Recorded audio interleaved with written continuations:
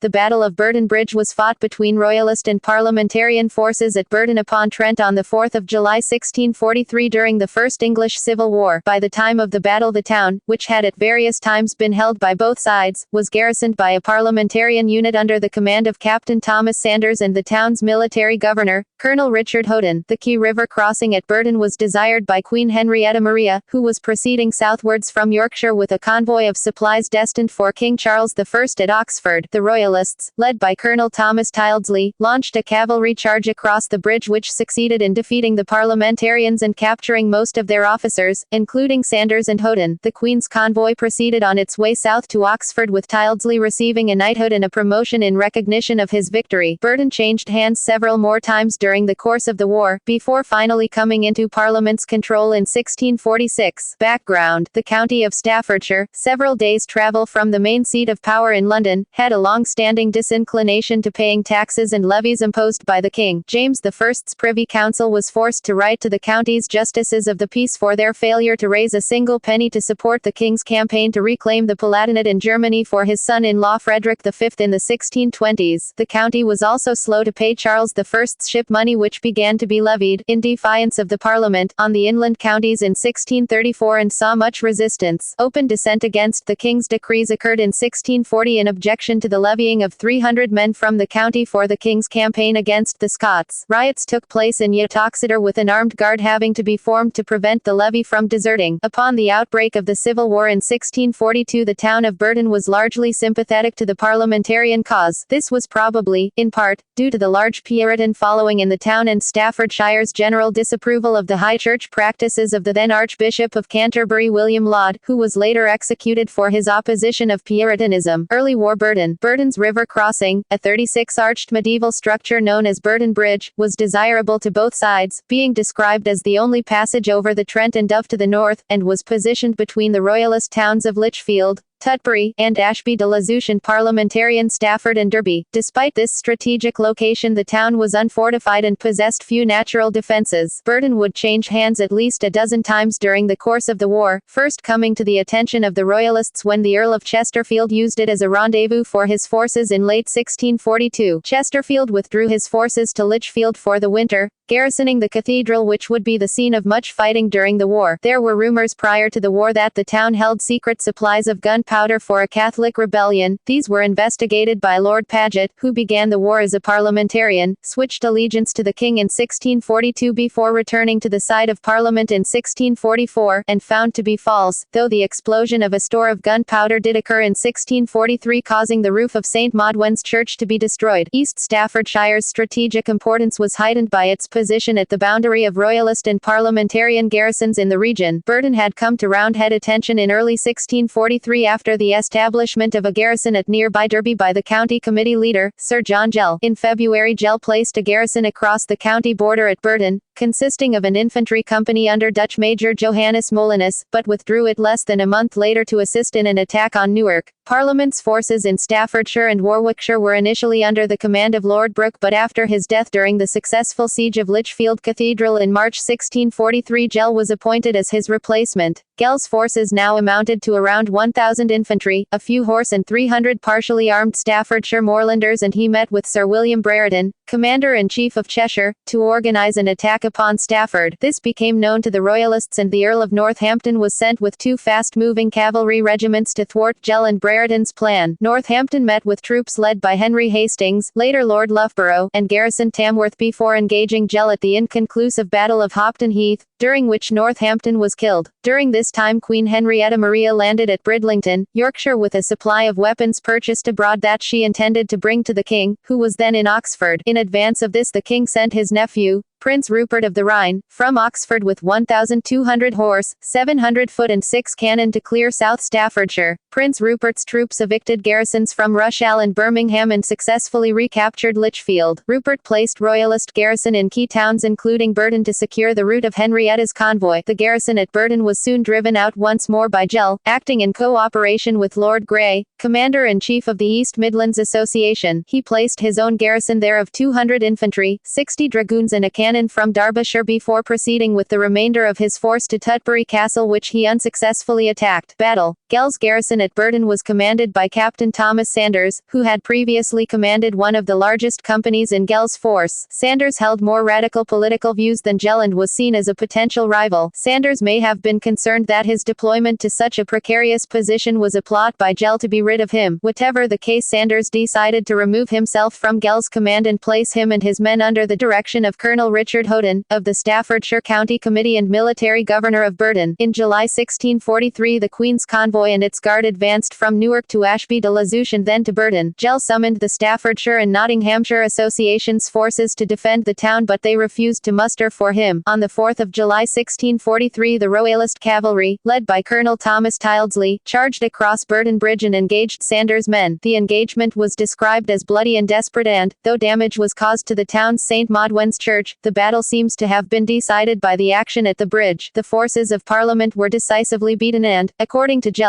the town was most miserably plundered and destroyed. Henrietta Maria herself recorded that so much loot was taken that her men could not well march with their bundles. The Royalists claimed that they had twice requested the surrender of the town before they attacked and that the Queen forbade any violence against the townsfolk. Conversely, the parliamentarians claimed that 30 of their men were forced into the church and offered to surrender but were refused and were killed by cavaliers in the night. The Royalists were also alleged to have looted the town and raped women before drowning at least 20 civilians in the river. The Royalists took most of the Roundhead officers prisoner, including Captain Sanders and Colonel Houghton, and his wife. Sanders was later exchanged and was promoted to major by the Earl of Essex and commissioned by Gell to act as colonel and to raise a regiment of horse. Tyldesley was knighted and promoted to brigadier general for bravery shown in the action. Aftermath: having lost Burton, Gell feared an attack upon Derby and withdrew troops from Nottingham and Leicester to defend it. He was also able to secure supplies of 20 barrels of powder, 300 muskets, 60 carbines and 60 cases of pistols and an additional troop of horses, allowing him to arm his regiment fully for the first time. However, Derby was not attacked by the Queen's forces, who bypassed it and moved through Walsall, proceeding according to the King's instructions to avoid delays. The new Royalist garrison in Burton fortified the bridge and maintained control of the town until driven out by Gell in January 1644. During this attack, Gell took the commanding officer, a major, 6 captains, 8 other officers and 500 men prisoner. Burton Bridge was again a focal point of the assault, with 5 Royalists losing their lives there, with Gell claiming that he lost no men in the attack. Gell withdrew with his prisoners to Derby, allowing Lord Loughborough to retake the town and bridge, which he intended to hold as a means of communication between his flying army at Ashby and the Royalist garrisons in Tutbury and Derbyshire. A parliamentarian raid again attacked and plundered the town in April 1644, afterwards ceding control to the Royalists once more, before Sanders' newly raised regiment of 400 horse retook it, narrowly failing to capture Loughborough himself. Parliament troops from Derbyshire and Staffordshire were established as a garrison in November 1644 but were driven out by Royalists by February 1645. King Charles I